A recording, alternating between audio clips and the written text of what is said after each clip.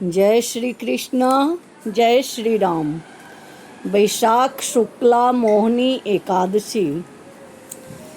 युधिष्ठिर बोले, हे जनार्दन, शुक्ल पक्ष में की एकादशी का क्या नाम है, उसका क्या फल है कि उसकी विधि क्या है, सो मुझसे कहिए। श्री कृष्ण बोले, हे धर्मनंदन, पहले रामचंद्र जी पूछने पर जिस कथा को वशिष्ठ जी से कहा, उस कथा को मैं कहता हूँ, आप सुनिए। श्री रामचंद्र जी बोले, हे भगवान, सब पाप और दुखों को दूर करने वाला सब व्रतों में श्रेष्ठ व्रत मैं सुनना चाहता हूँ। वशिष्ठ जी बोले, हे राम, तुमने अच्छा प्रश्न किया, तुम्हारी बुद्धि श्रद्धा युक्त है। हे राम, वैशाख शुक्ल पक्ष में जो एकादशी है उसका नाम मोहिनी है।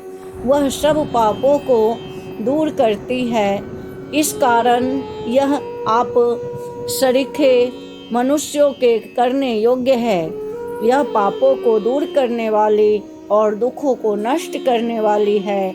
इस शुभ कथा को एकाग्रचित्त से सुनो। सरस्वती जी के तट पर भद्रावती नाम की सुंदरपुरी है।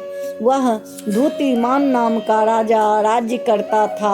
वह धैर्यवान सत्यवादी राजा चंद्रवंश में पैदा हुआ था।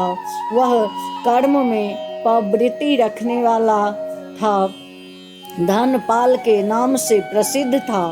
प्याऊ, यज्ञशाला, तालाब, बगीचा आदि को बनवाता था। शांत स्वरूप और भगवान के भक्त, उस वैश्य के सामान धूतिमान, मेधावी, स्वीकृत, दृष्ट बुद्धि नाम के 5 पुत्र थे। 5वां दृष्ट बुद्धि बड़ा पापी था। वो वेश्याओं से रमन तथा दुष्टों से वार्तालाप में कुशल था। वह अन्यायी और दुष्ट था। पिता के धन को नष्ट करता था। अभक्ष वस्तुओं को खाता था। वह पापी सदा मदिरा पीता था। उसके पिता ने उसको वेश्या के गले में भुजा डालकर घूमते हुए देखा तो उसे घर से निकाल दिया और बांधवों ने भी उसका अलग कर दिया। उससे अपने शरीर के आभूषण भी नष्ट कर दिए। धन के नष्ट होने से वेश्याओं ने भी निंदा करके उसको त्याग दिया। वह वस्त्रहीन और भूख से व्याकुल होकर चिंता करने लगा कि मैं क्या करूं, क्या कहाँ जाऊं। वह पिता के डर से वन में चला गया। वहाँ भूख प्यास से पीड़ित होकर इधर उधर घूमने लगा। फिर सिंह की तरह मृग और शुकर चीतों को मारने लगा। हाथ में धनुष बाण और पीठ में तरकस बांधकर मांसाहार करता हुआ वन में रहने वाला, वन में विचरने वाला पक्षी, पशु, चकोर, मोर, कंक, तितर और मूषकों को मारने लगा। इसके अतिरिक्त और जीवों को भी मारने लगा। निर्दयी दृष्ट बुद्धि पूर्व जन्म के पापों से पाप रूपी कीचड़ में फंस गया। दुख शोक से युक्त होकर वह दिन रात चिंता किया करता था। कुछ पुण्य के उदय होने से वह कौंडिन्य ऋषि के आश्रम में पहुंच गया।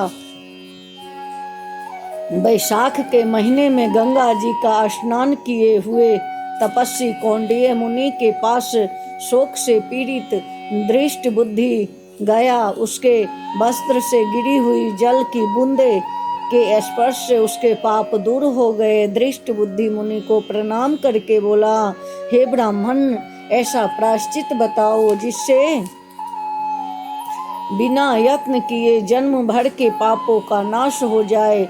धन मेरे पास नहीं है। ऋषि बोले, जिसके करने से तेरा पाप दूर हो उस उपाय को तू सावधान होकर सुन। चैत्र शुक्ल पक्ष में मोहिनी की एकादशी, वैशाख शुक्ल पक्ष में मोहिनी नाम की एकादशी का व्रत कर। यह मनुष्य के सुमेरु के समान पापों को नष्ट कर देती है। इसका उपवास करने से अनेक जन्मों के पाप दूर हो जाता है। मुनि के वचन सुनकर दृष्ट बुद्धि मन में प्रसन्न हुआ और उसने विधि पूर्वक व्रत को किया। हे नृप श्रेष्ठ, इस व्रत के करने से उसके पाप नष्ट हो गए। फिर दिव्य शरीर धारण करके गरुड़ के ऊपर बैठकर शरीर धारण करके गरुड़ के ऊपर बैठकर विष्णु लोक को चला गया। बोलिए जय श्री कृष्ण, जय श्री राम।